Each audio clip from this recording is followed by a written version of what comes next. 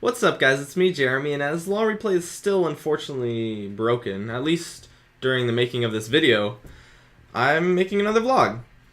And there's a lot of topics I'd like to talk about in vlogs, and maybe I'll start to make vlogs a little bit more in the future, because vlogs are pretty fun to make, and they're fairly easy as well.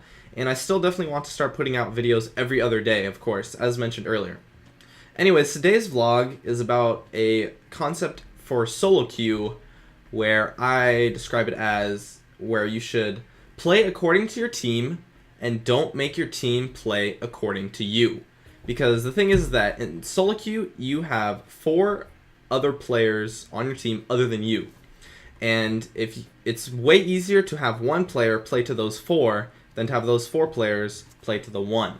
Because, say for example, your team, the 4 of them want to invade, right? And you think invading is a terrible idea.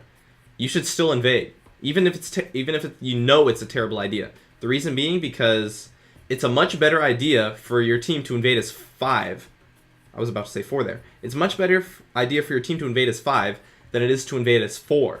And your goal in solo queue is, of course, to win the game. There is no other major thing. You don't want to get a million kills or whatever, or just tote your dick around. I don't even care. You want to win the game in ranked, and if you don't want to win the game, then you probably deserve to be reported. I mean, there's not much else to it. You want to win the game, and playing to your team is a much better idea than trying to get your teammates to play to you. Simply because of the fact that it's way easier to convince yourself to do something bad than it is to convince your whole team to not do something.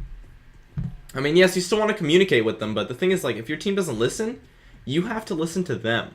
Like, sometimes you might think you're right, but you're not. You're wrong. Or maybe there is a little bit of truth to your team's calls. Like, even if there is the fact, of course, like I said, that if your team is making bad plays, and because if your team as 4 tries to do something, and you as 1 go against that, then you're just being a troll. Or you're being a toxic player. You're arguing with them, or you're just like not communicating with them, not listening to them. I guess there are some cases where that strategy could work. The only really case where it could, though, is if you split push. Like, of course, you don't want your team to split push as 5, then it's not really a split push, you know? So that's not the point of the strategy.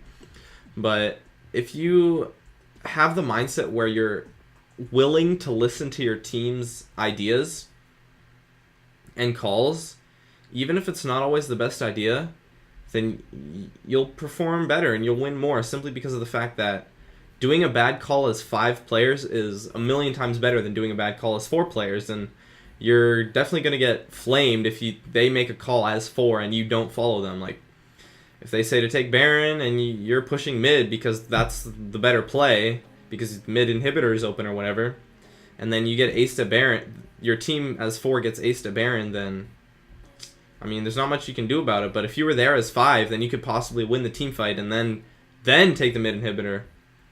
But you still have to try to keep your teammates in check. Like, if they're chasing like the support player across the whole freaking universe, then yeah, you can ping for them to fall back and stuff. Like, still make calls and still communicate and stuff. But if you find that your teammates are not listening to your calls, then maybe you should listen to theirs.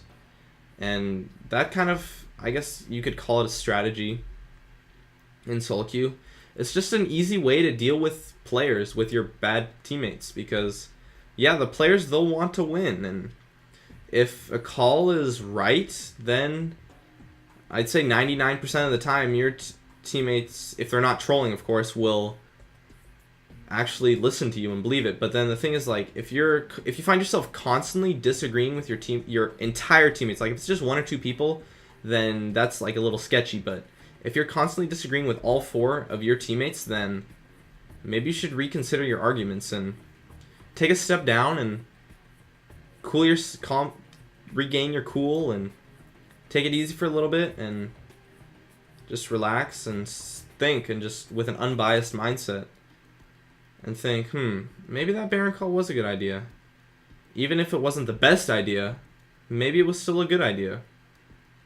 And I think that kind of mindset towards dealing with your teammates will help a lot of players in solo queue, so I definitely wanted to mention it. Anyways, Thanks for watching my vlog, guys, and if you have any questions, or if you have some feedback, or if you would love to discuss this concept, I'd love to see you in the comments, and I'd love it if you could support me with a like. As I said earlier, thanks for watching, and as always, I'll see you guys next time.